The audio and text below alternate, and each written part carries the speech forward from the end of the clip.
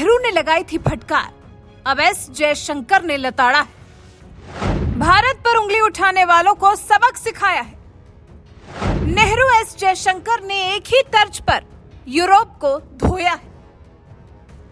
अपनी स्पष्ट बात कहने के लिए देश क्या विदेश में भी अपनी अलग पहचान रखने वाले विदेश मंत्री एस जयशंकर ने ग्लोबसेक 2022 के मंच पर बैठकर जिस तरह से अमेरिका और यूरोप को खरी खोटी सुनाई है, उसके लिए एक आम भारतीय भी उनके सम्मान में खड़े होकर ताली बजा रहा है।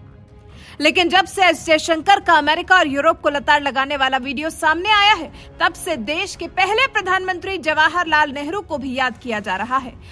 उनकी भी यूरोप को लगाई गई लताड़ को अब लोग याद कर रहे हैं। विदेश मंत्री एस जयशंकर ने स्पष्ट कहा, यूरोप को इस मानसिकता से बाहर निकलना होगा कि यूरोप की समस्याएं दुनिया की समस्याएं हैं और दुनिया की समस्याएं यूरोप की समस्याएं नहीं हैं। जयशंकर की ये बात आम जनता से लेकर विपक्षी दलों के नेताओं को भी खूब पसंद आई है। राज्यसभा सांसद और शिवसेना नेता प्रियंका चतुर्वेदी ने विदेश मंत्री एस जयशंकर की बातों को भारत के पहले प्रधानमंत्री पंडित जवाहरलाल नेहरू की सोच का विस्तार बताया। उन्होंने लिखा, जयशंकर ने अपनी बातों से पंडित नेहरू के गुट निरपेक्ष आंदोलन को बड़े साफ ढंग से समझा दिया है। हालांकि इस बात में कोई दो राय नहीं कि दोनों के शब्द और विचार काफी हद तक मेल खाते हैं। 70 साल पहले भी पंडित नेहरू ने चोरी कर और सीनाजोरी दिखाने वालों ने जब भारत पर सवाल खड़े किए थे तो उनको दो टूक जवाब दिया था। और आज जयशंकर ने भी ऐसी लताड़ लगाई है जिसके बाद एक बार को तो यूरोप अपना मुंह छिपाने पर मजबूर हो गया होगा। ग्लोबसेक में शामिल हुए जयशंकर बैठे तो थे भारत की विदेश नीति पर चर्चा करने के लिए। इसी बीच में उन्होंने रूस यूक्रेन जंग के बाद भी रूस से तेल और गैस खरीदने के फैसले पर बात की। एस जयशंकर ने अपनी बात से साफ कर दिया कि भारत रूस के खिलाफ प्रतिबंध लगाने के अमेरिका और यूरोप की रणनीति का हिस्सा नहीं बनना चाहता। जब एस जयशंकर से पूछा गया कि अमेरिका और चीन के नेतृत्व वाले दो खेमों में से भारत की जगह कहां है, तो जयशंकर ने जवाब में कहा कि इस विचार से सहमत नहीं कि भारत को किसी एक पक्ष को चुनने की जरूरत है। यह आपकी धारणा है जो आप मुझ पर थोपने की कोशिश कर रही हैं और मुझे यह स्वीकार नहीं।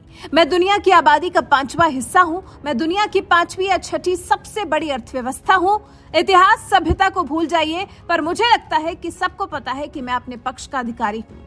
ये तो रही आज के दौर के विदेश मंत्री एस जयशंकर की बात। और अब अगर पंडित नेहरू की 1948 की बात पर फोकस करें तो तब उन्होंने यूएनजीए के मंच से यूरोप को खरी खोटी सुना दी थी।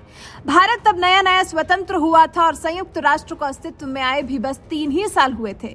यूरोप के जिक्र से शुरुआत करते हुए तब नेहरू ने कहा था, क्या मैं एशिया के प्रतिनिधि के रूप में ये कह सकता हूँ कि हम यूरोप का उसकी संस्कृति और मानव सभ्यता में आगे बढ़ने के लिए सम्मान करते हैं। क्या मैं ये कह सकता हूं कि यूरोपियन समस्याओं को सुलझाने में हमारी भी उतनी ही दिलचस्पी है, लेकिन क्या मैं ये भी कह सकता हूं कि दुनिया यूरोप से कहीं बड़ी है और आप अपनी समस्याएं ये सोचकर नहीं हल कर पाएंगे कि दुनिया की समस्याएं मुख्यतः यूरोप की समस्याएं ही हैं। दुनिया के कई हिस्से हैं जिन्होंने शायद इतिहास में कुछ पीढ़ियों से वैश्विक घटनाक्रम में उतना हिस्सा नहीं लिया, लेकिन वो जाग चुके हैं। पंडित नेहरू ने बेहद तल्ख अंदाज में कहा था, यह अजीब है कि दुनिया में जब इतनी सारी चीजों की कमी है, कई हिस्सों में खाना और अन्य जरूरतें नहीं पूरी हो पा रही हैं, लोग भूख से मर रहे हैं, तब राष्ट्रों की इस सभा का ध्यान चुनिंदा राजनीतिक समस्याओं पर है। आर्थिक समस्याएं भी हैं। मैं सोचता हूं कि क्या कुछ समय के लिए ये सभा राजनीतिक समस्याओं से छुट्टी लेकर महत्वपूर्ण और आकस्मिक आर्थिक समस्याओं को देखेगी, उन जगहों पर ध्यान देगी जहां खाने की कमी है।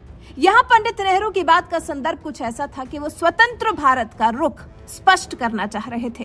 हालांकि उसके बाद आज मोदी राज में भारत पूरी तरह से स्वतंत्र है, अपनी बात को रखने का दम रखता है। कौन से देश से कितनी दोस्ती रखनी है और कितनी दुश्मनी, इसकी भी लाइन ड्रॉ करना जानता है। इसी का तो उदाहरण एस जयशंकर ने ग्लोबसेक में दिया और इसी को तो पंडित नेहरू की बात के विस्तार के रूप में देखा जा रहा है। वैसे आपका इस बारे में क्या कुछ कहना है, कमेंट कर हमें अपनी राय जरूर बताएं।